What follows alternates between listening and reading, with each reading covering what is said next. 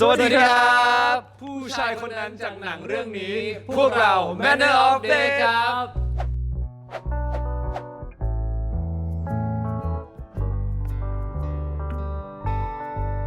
จริงๆโจทย์เรื่องนี้อย่างที่บอกตั้งแต่แรกก็คือหาเรื่องให้แม็กการ์ตูน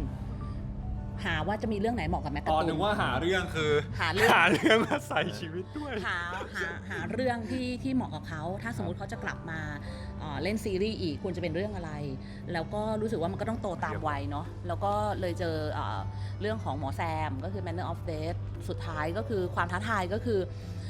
มันก็ยากตรงที่คนคือพอมันเป็นวายอ่ะคนก็ expect แบบวายคนที่ชอบ suspense ก็ expect แบบ suspense การบาลานซ์สองส่วนนี้เนี่ยยากมากคือ suspense มากไปสายวายจะชอบไหมถ้าแบบจิ้นมากไปคนที่อยากดู suspense จะชอบไหมมันจะบาลานซ์ยังไงอะไรอย่างเงี้ยค่ะแล้วก็ทำยังไงให้คนแบบเปิดใจรับแบบแทนบันขึ้นมาใหม่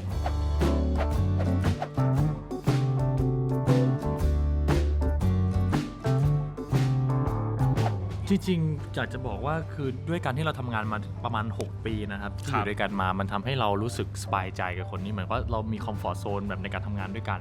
สมมุติถ้าผมไปเล่นกับคนอื่นผมก็คงไม่สะดวกใจแบบนี้ผมพูดกับทุกสัมภาษณ์เลยนะคือแบบว่าจูบนี้จะยอมให้เขาคนเดียวอะไรอย่างงี้ประมาณนั้นเลยใช่ครับผมอันนี้ผมพูดจริงคือผมก็คงไปจูบใครมั่วซั่วไม่ได้แล้วตั้งแต่จูบกันวันนั้นผมยังไม่ได้แปรงฟันเลยผมเก็บไว้อันนี้ไม่ใช่ครับสาระก็คือเรา break the ice มาตั้งแต่เมื่อ5 ปีที่แล้วแล้วมันทำให้การทำงานมันง่ายขึ้นไม่ว่าจะเป็นเรื่องของความสัมพันธ์ตัวละครที่โตขึ้นเหมือนกับว่าอย่างรอบนี้มันจะไม่ใช่ความรักใสๆเหมือนกับที่เราเคยเป็นมาเช่นแบบความรักสนใจแค่แบบว่าความสัมพันธ์แต่รอบนี้จะมีความเป็นแบบตัวละครมีอาชีพการงานมันก็จะมีการเวทกันระหว่างความรู้สึกกับความถูกต้องอะไรอย่างเงี้ยครับเพราะฉะนั้นแล้วมันทำให้ตัวละครเราโตขึ้นแล้วแมกการ์ตูนก็โตขึ้นไปด้วยครับแล้วเราก็รู้สึกว่าคือเรายกกองถ่ายไปถ่ายถึงที่เชียงใหม่เป็นเวลาประมาณเดือนครึ่งนะครับมันก็เป็นเหมือนบททดสอบให้เราทั้งสองคนด้วยว่าแบบเราจะไปผ่านกระบวนการนี้ไปด้วยกันยังไงเพราะมันหนักกว่าที่ทุกเรื่องที่เคยถ่ายมาอะไรอย่างเงี้ยครับผมแล้วผมก็รู้สึกว่าพอเป็นแม็กแล้วเนี่ยแล้วเราก็รู้สึกว่าเราเป็นทีมเดียวกันมากๆเลยกว่าที่จะผ่านแต่ละวันอะไรเงี้ยเราจะมีการแบบเฮ้ยเหนื่อยก็มาฮีลกันแบบเฮ้ยเขาก็จะดูแลผมอยู่ฝ่ายเดียวนั่นแหละครับมันก็จะให้กำลังใจกันไปกันมาแล้วก็รวมถึงน้องๆทุกคนทีมงานทุกคนอะไรอย่างเงี้ยผมก็ เรื่องนี้ถ่ายทำที่เชียงใหม่แล้วก็ถ่ายหนักจริงๆครับผมก็รู้สึกว่าดีที่เป็นแม็กแล้วก็รู้สึกดีใจที่ได้ไปทีมนี้แต่ข้อดีของการที่ไปอยู่ที่นู่นก็คือเราเหมือนเราเป็นตัวละครในทุกๆวันนะครับเพราะว่ามันจะไม่เหมือนกับที่ถ่ายที่กรุงเทพเหมือนกับว่าอาทิตย์นึงถ่ายแค่3 วันอะไรอย่างเงี้ยมันก็จะกลายเป็นว่าเราเป็นตัวละครตลอดเลย7 โมงเช้าก็มายืนเป็นแทนเป็นหมอบันกันแล้วอะไรอย่างเงี้ยครับผมเพราะฉะนั้นเรารู้สึกว่ารอบนี้มันจะเป็นงานที่ดีมากๆครับ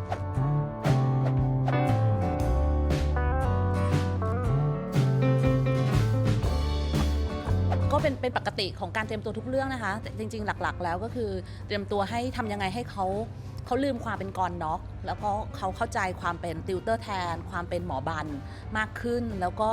ทำยังไงให้คนไม่รู้สึกว่ากรน็อกมาอยู่ในแค่เปลี่ยนโลเคชันอะไรอย่างเงี้ยค่ะก็อย่างแม็กเนี่ยพอรู้ว่าจะทำเรื่องนี้ปุ๊บแม็กก็อ่านนิยายเลยตุนก็อ่านนิยายเลยเพราะฉะนั้นเนี่ยเขาก็จะแบบคือมันล่วงหน้านานมากเกือบปีเนาะก่อนที่จะไปถ่ายอะไรอย่างเงี้ยค่ะเพราะฉะนั้นเขาก็มีความเข้าใจเรื่องประมาณหนึ่งอยู่แล้วจนบทกลับมาเขาก็ตรงนี้คิดว่าไม่มีปัญหาอะไรเพียงแต่ว่าแรกๆก็จะมีบ้างตุนก็แบบตัวใหญ่ไปแม็กก็ลดแล้วผอมไปเพราะฉะนั้นมันก็จะแบบเดี๋ยวสลับโพอะไรอย่างเงี้ยแต่แบบมีดราม่าหรือเปล่าสลับโพอะไรอย่างเงี้ยกดไม่ลงแต่ว่าก็โอเคค่ะพอสุดท้ายแล้วบอดี้ก็ส่วนหนึ่งนะคะแต่ว่าพอเขาเข้าใจคาแรคเตอร์แล้วพอแบบ5 4 3ปุ๊บเขาก็เป็นตัวละครเลย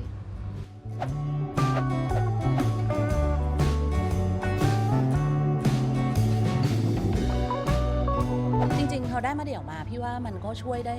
ในทุกๆด้านอยู่แล้วค่ะเพราะว่ามาเดี่ยวคุยกันกับพี่แล้วเราสิ่งที่เราเข้าใจตรงกันมากๆก็คือมันเป็นวายนะสุดท้ายมันคือวายแฟนๆที่ expect เขาอยากดูอะไรเราจะบาลานซ์ยังไงระหว่าง suspense กับวายแล้วก็สิ่งที่มาเดี่ยวช่วยได้มากก็คือบังเอิญมากๆว่าเรื่องนี้มันเป็นbackground setting มันเป็นภาคเหนืออยู่แล้วมันเป็นอำเภอเล็กๆของภาคเหนือแล้วมาเดี่ยวก็บอกพี่ที่นี่เลยพี่มาที่นี่เลยเพราะนั้นไปปุ๊บเนี่ยเขาไปดูโลเคชั่นเองทุกอันช่วยกันเลือกโลเคชั่นเองทุกอันเพราะนั้นพอเข้าใจเรื่องเข้าใจคอนเท็กซ์เข้าใจเซตติ้งปุ๊บเนี่ยมันก็ถือว่าโลเคชั่นมาเสริมเรื่องนี้มากอย่างเงี้ยค่ะ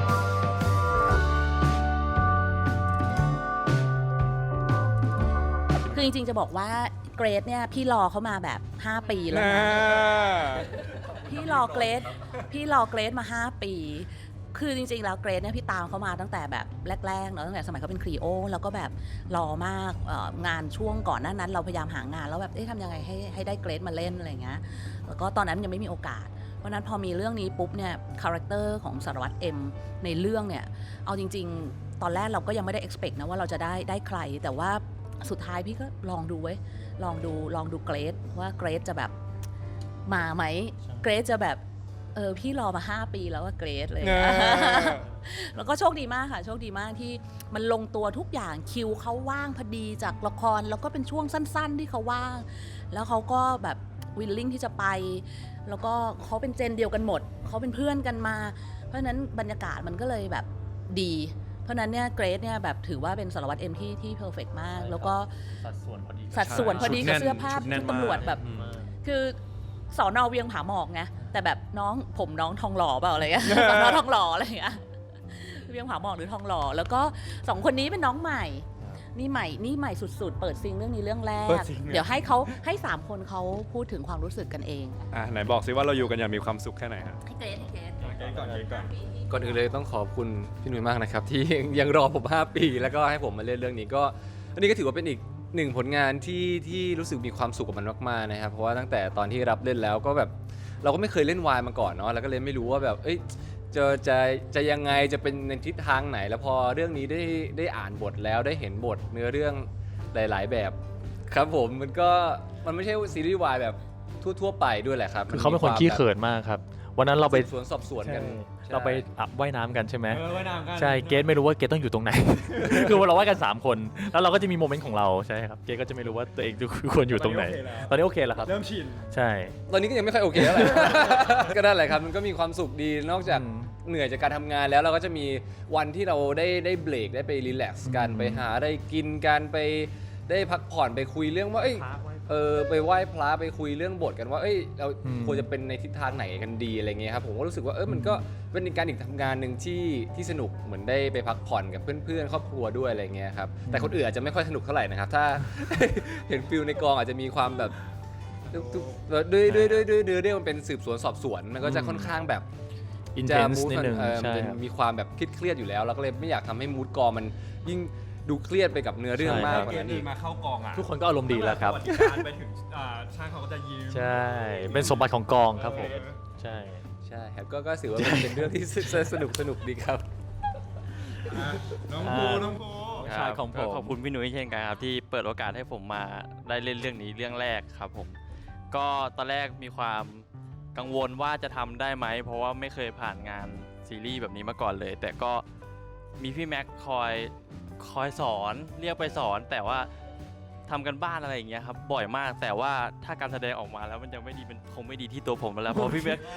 เขาแบบว่าพยายามสอนผมแบบเต็มที่มากๆเลยจริงๆแบบถ้าไม่ได้เขาก็แบบไม่ปล่อยผ่านก็สุดท้ายก็ผ่านมาได้ด้วยดีครับเวลาเครียดๆเขาก็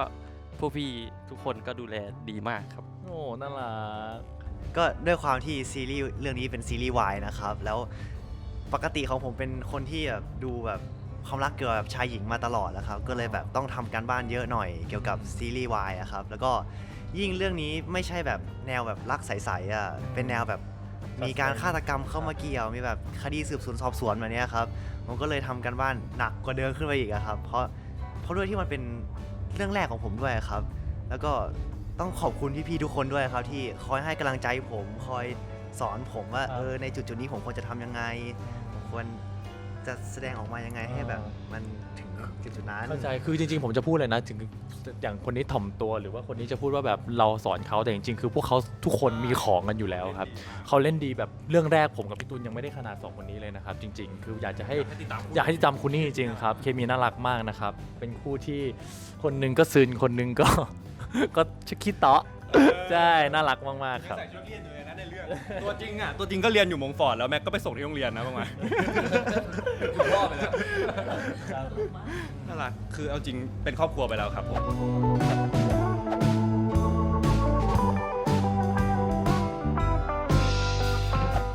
ใช่ครับเฮ้ยตะพลนัตพลไม่ชอบนะ ครับ เคมีของคนตัวใหญ่ๆ ไม่จริงๆวัดไซส์ก็พอได้อยู่นะ ไม่จริงพวกเราก็เอาเขามาเป็นแค่ไส้ของเราครับผมใช่เราก็เป็นขอบขนมปังแทนครับ พวกเรา อันนี้เรื่องจริง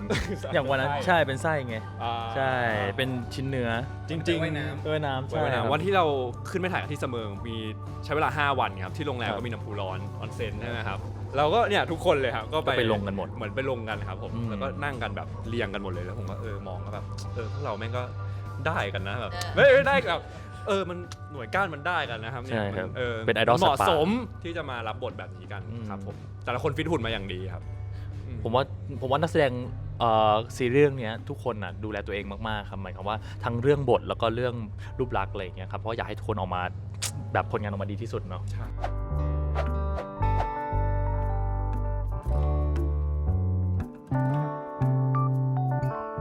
ก็ลองดูครับว่าถ้าเคมีดีกว่าก็ลองดูครับ ขิง จะเกตตุนหรือตุนเกตเพื่อโพไหน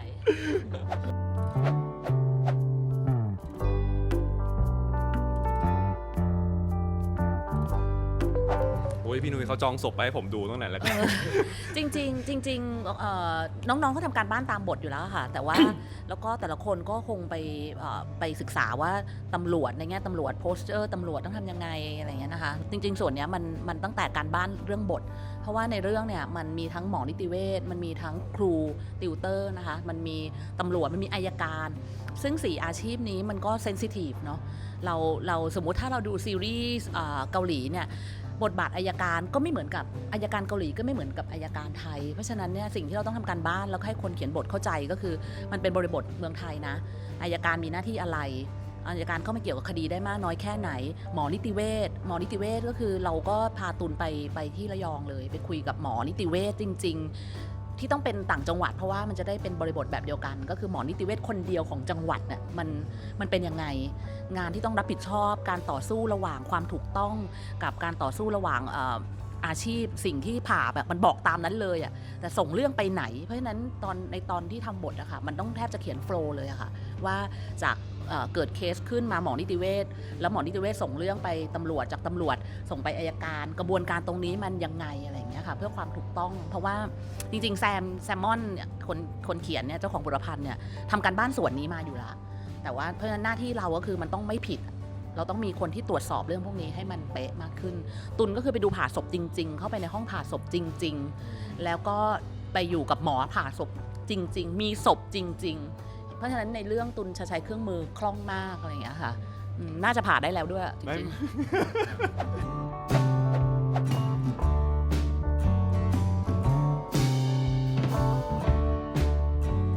ๆ ลงมาจากนครพิงค์นะครับผม สวัสดีครับเอาตรงไหนอ่ะน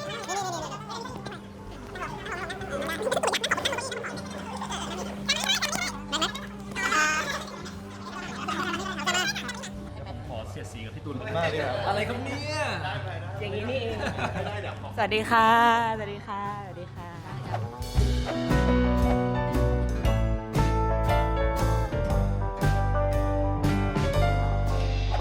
ตอนเขียนเรื่องนี้แซมก็ได้วาดคาแรคเตอร์ไว้ล่วงหน้าไว้แล้วนะคะ แล้วก็มีภาพหน้าปก จริงๆ ก็ยังไม่ได้รู้จักแม่การ์ตูนณตอนนั้น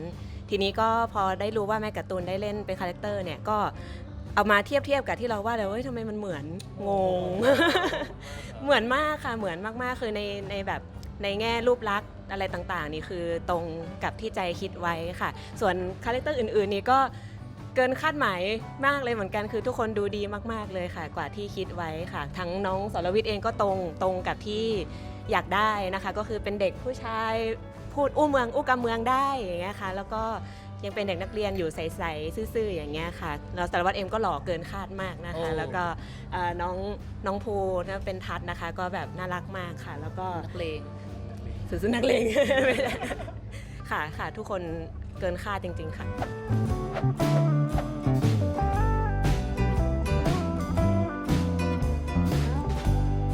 ตกใจมากค่ะตอนนั้นพี่นุ้ยโทรมานะคะในกลางโรงพยาบาลเลยค่ะคือกำลังดูคนไข้ก็นอนเรียงอยู่อย่างนี้นะคะพี่นุ้ยโทรมาหมอผู้กำกับคือมะเดี่ยวคือพี่มะเดี่ยวนะอย่างเงี้ยค่ะแซมก็แบบอย่างเงี้ยเมื่อกี้ตรงนั้นเลยแบบน้องๆที่เดินตามก็งงอย่างเงี้ยค่ะก็คือดีใจมากค่ะดีใจ คนไข้ก็ตกใจหมอเป็นไร ก็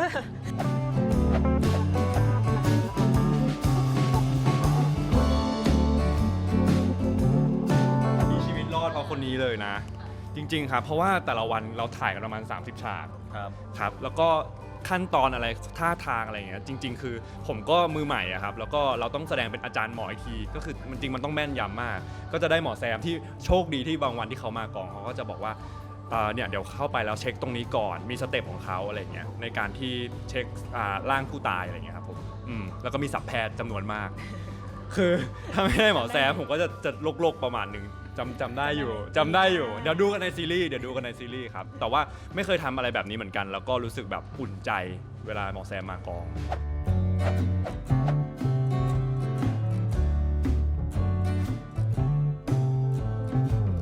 คงเป็นด้วยความที่เราไม่ได้เขียนมัน แล้วสองคนนี้ต้องอิมโพไว้กันเองอย่างเงี้ยมันก็เลยเป็นความตื่นเต้นว่ามันจะเป็นยังไงอย่างเงี้ยค่ะมันคือเอ็กซ์ตร้าจากที่เราเขียนก็เลยรอคอยค่ะ ก็ตื่นเต้นค่ะอยากจะเห็นจริงๆอยากเห็นทุกอย่างเลยนะคะเพราะว่ากับที่เราเขียนกับสิ่งที่ออกมาเนี่ยมันอยากรู้ว่าเขาจะทำออกมาเป็นยังไงอย่างเงี้ยค่ะอย่างเวียงผาหมอกอย่างเงี้ยคือไม่คิดว่าจะออกมาได้สวยงามขนาดนี้เหมือนกันเพราะที่เราเขียนเราไม่ได้ใส่รายละเอียดเรื่องฉากมากอย่างเงี้ยค่ะออกมาก็คือเกินคาดหมายแล้วเราก็เชื่อว่าทุกๆอย่างที่ตามมามันก็จะเกินความคาดหมายทั้งหมดอย่างเงี้ยค่ะ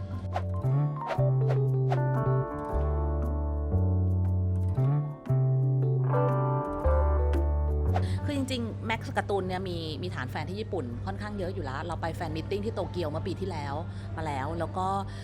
ปีนี้เนี่ยจริงๆ2เรื่องที่เขาเล่นไว้คือ Together with Me กับ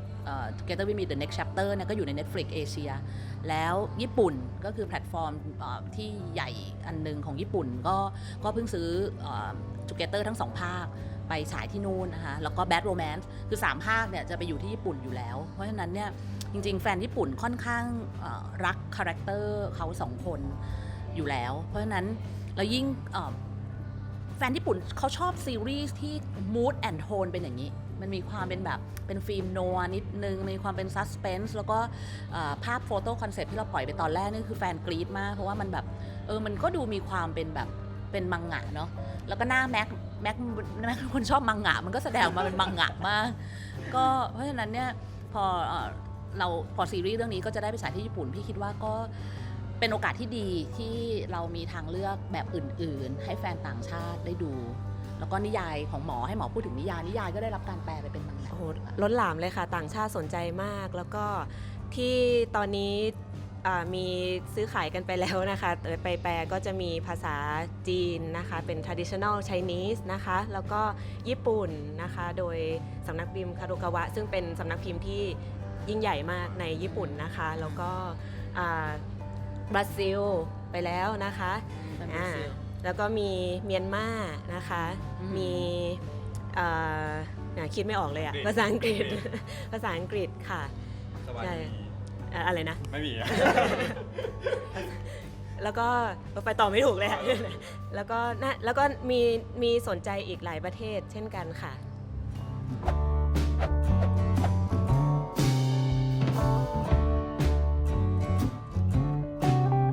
ผมอยากเป็นนักรบครับอยู่เคียงคู่เคียงบ่ากับพี่ตุลครับผมแล้วก็ อยู่ข้างๆอ่ะ ใช่แล้วก็ตกเขาไปด้วยกันครับแล้วก็อาบน้ำอยู่ริมน้ำตกใช่ครับผมใส่ผ้าเตี่ยวอย่างเงี้ยครับผมรู้สึกว่าผมเป็นคาแรคเตอร์ที่ใฝ่ฝันมากๆเลยครับมันแมนแบบข้ารักเองนะ ตรงนี้เจ็บไหมไอ้ดำ ประมาณนี้ครับอยากมาก เหมือนกันครับผมอยากเล่นพีเรียดแบบว่าใช้ภาษาโบราณอะไรเงี้ยครับผมอาจจะแบบ Brave Heart อะไรเงี้ยขี่แล้วก็แบบเพื่อลบค่าศึกแต่ว่าใช่ครับแล้วก็นายเหนื่อยไหม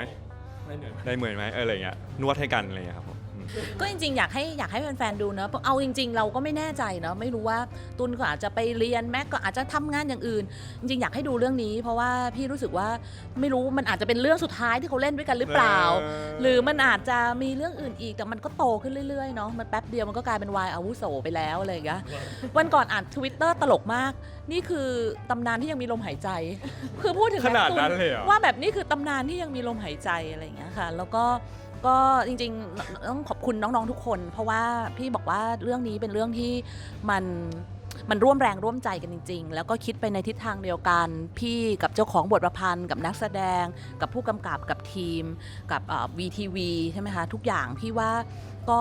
จริงๆ TV Thunder เราทำละครมาปีนี้ก็ปีที่ 28 แล้วเนอะเรามาตั้งแต่ยุคละครมาจนถึงยุค OTT ยุคดิจิตอลตอนนี้เนี่ยถือว่ารุ่นนี้เขาเป็นเจนใหม่ของ TV Thunder ที่ทำให้เห็นภาพว่าเราไปกับยุคสมัย แล้วก็ทุกคนตั้งใจแบบสุดหมดแล้วที่สำคัญคือคิดไปในทิศทางเดียวกัน เพราะฉะนั้นเนี่ยมันเหมือนงานที่ออกมามันเป็นงานที่พวกเราเห็นร่วมกันแล้วอะเรามองภาพร่วมกัน แล้วก็ตุนร้องเพลงเองร้องเพลงเพราะมากค่ะก็โอกาสหน้าเมื่อกี้ตอบคำถามก็คือ ถ้ามันมีเรื่องอื่นที่เหมาะสมอีกคือเราก็ต้องหาเหมือนเรื่องเนี้ยก็หาว่าถ้าแม็กตุนจะกลับมาควรเป็นเรื่องอะไรมันก็ได้เรื่องนี้เพราะฉะนั้นมันก็ยากขึ้นไปอีกเขาเรื่องต่อไปก็ต้องหาอีกว่าอะไรที่เหมาะกับเขาไม่แน่แบบเขาอายุ30ก็อาจจะมาเจอกันใหม่ก็ได้อะไรอย่างเงี้ย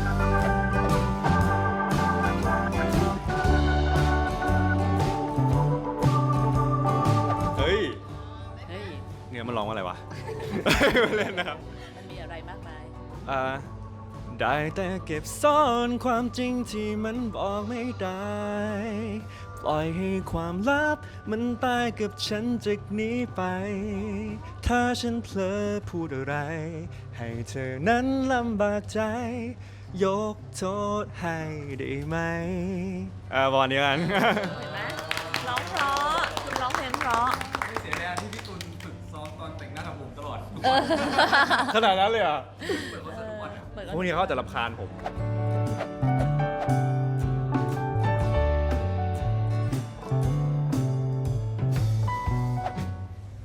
ผมยังไม่เคยเห็นซ่อมเลยครับ ซอกไหนล่ะครับผม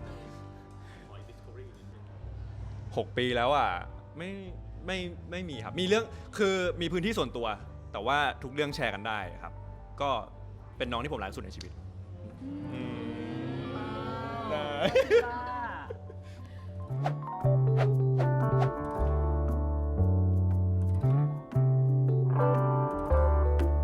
ก็ขอฝาก Manner of Death นะครับ หรือพฤติการที่ตายนะครับ ทางช่อง VTV ครับ นะ โหส่งมาแบบ ไม่ อยากส่งก็ส่ง หมดแล้วเหรอครับ หมดแล้วทันสอนวินนะรอถ่ายทันสอนวิน อ๋อเป็นผัวเหรอ ทัดพี่นุ้ยไม่ได้เหรอ ไปเกินเบอร์อีกแล้ว เด็กมันบ้าว่ะเด็กมันบ้าว่ะ เลยครับ อีกคาแรคเตอร์ไปหน่อยอีกคาแรคเตอร์ ครับ ไม่ยังไม่ได้บอกเลยเล่นกับพี่เขาเป็นยังไงบ้างเวลาแบบกุ๊กกิ๊กอ่ะ ก็ดีครับ คุณชอบไหมเนี่ย ก็ค่อนข้างที่จะรู้สึกว่าเป็นตัวของตัวเองครับ เพราะด้วยความที่ เป็นแบบนี้อยู่แล้ว พี่เอ้ย อ๋อไม่ใช่ ไม่ใช่ หมายถึงว่า ฮะ ก็เป็นแบบตัวละครอยู่แล้วแบบน่ารัก ไม่ใช่ น่ารักเลย ตัวผมอ่ะค่อนข้างที่จะแบบตรงกับคาแรคเตอร์ในซีรีส์ครับก็เลยมีความเป็นแบบเป็นตัวของตัวเองค่อนข้างที่จะสูงอ่ะเวลาเล่นกับพี่เขาอ่ะพี่เขาก็มีความแบบทะเลนของพี่เขาอ่ะผมก็เลยแบบคิดว่ามันตรงกับเราดีก็เลยแบบเล่นด้วยกันได้อ่ะ ก็ไม่ได้มีความเกรงอะไรครับ เพราะก็อย่างที่น้องบอกว่ามันก็ค่อนข้างตรงกับคาแรคเตอร์ครับ ก็เลยแบบไม่ได้เกรงกับน้องมากครับ แต่ตอนนี้เก่ง ก็ขอฝากซีรีส์ Manner of Death ด้วยนะครับ เพราะว่าทีมงานทุกคน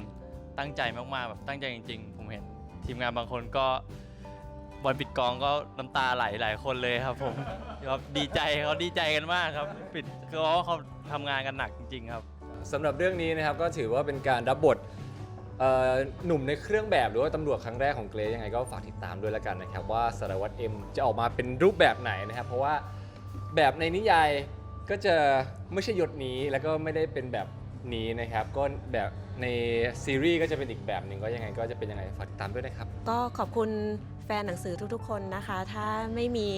นักอ่านที่น่ารักก็คงไม่มีแซมในวันนี้นะคะ จากนักเขียนในมุมมืดตัวเล็กๆ ที่อาชีพหลักเป็นหมอนะคะ แล้วก็เขียนงานเนี่ยเป็นงานอดิเรกค่ะ ก็เขียน BL ในแนวที่แปลก แล้วก็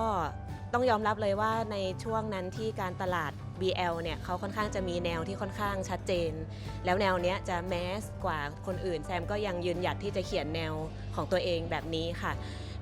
จนกระทั่ง 4-5 ปีผ่านมาเนี่ยกลายเป็นว่าคนเริ่มมองหาค ความแปลกใหม่ใน BL อย่างเงี้ยค่ะแล้วผลงานของแซมก็เริ่มเหมือนถูกมองมากขึ้นค่ะก็ดีใจมากๆเลยนะคะก็อยากจะฝากผลงานซีรีส์เรื่องนี้นะคะเป็นหนึ่งในซีรีส์ BL ที่แตกต่างจากทุกๆเรื่องอย่างแน่นอน แล้วก็มีความสนุก แล้วก็ยังมีความเหมือนฟินของความเป็น BL อยู่อย่างเงี้ยค่ะครบรสทุกรสชาติเลยค่ะก็ขอฝาก Manner of Death พฤติการที่ตายด้วยค่ะ ผมรักเรื่องนี้มากๆจริงๆนะครับผมจากการทำงานในวงการมานี่ก็เข้าปีที่8นะครับแล้วก็ผมไม่เคยประทับใจแล้วก็รักบทประพันธ์แล้วก็ซีรีส์เรื่องไหนมาแล้วก็กองถ่ายเท่านี้มาก่อน แล้วก็เป็นเรื่องที่ตุนกับแม็กตั้งใจมากๆที่จะทำให้ทุกคนทั้งคนที่คอยสนับสนุนแฟนคลับนะครับรวมถึงคนที่รักในการดู BL อะไรอย่างเงี้ยได้เปิดประสบการณ์ใหม่ๆแล้วก็หวังมากจริงๆว่า Manner of Death หรือว่าพฤติการที่ตายเนี่ยจะเข้าไปอยู่ในใจของทุกคนที่ได้ดูครับฝากด้วยครับ ก็พี่ตุลก็พูดไปเกือบหมดแล้วนะครับ ผมก็จะเสริมแค่ว่ามันเป็นการเดินทางของแม็กตุลจริงๆครับเหมือนกับว่าเราอยู่ด้วยกันมาเกือบ2 เดือนที่แบบอยู่ด้วยกันจริงๆแล้วทุกคืนแบบมันก็จะมีโมเมนต์ที่แบบเรา2 พี่น้องแบบหยิบบทขึ้นมา แล้วก็บอกว่าถามว่าตัวละครนี้ต้องคิดยังไงหรือแบบมันเป็นโมเมนต์ที่ดีมากๆมันคือการแชร์ริ่งของแม็กตุลจริงๆครับผมรู้สึกว่าทุกอย่างอ่ะมันได้ใส่ลงไปในบทของเรื่องนี้ไปแล้วมันการทำงานของเรามันได้อยู่มันเป็นพาร์ทของการทำงานเราไปแล้วทั้งเรื่องความสัมพันธ์ของเราทั้ง2 คนหรือแบบเรื่องการเป็นตัวละครเนี่ยผมรู้สึกว่ามันเป็นโมเมนต์ที่ดีมากๆแล้วก็ขอบคุณพี่นุ้ยมากๆครับที่ให้โอกาสครับผมยังไงก็ฝากติดตามด้วยนะครับ Manner of Death พฤติการที่ตายครับ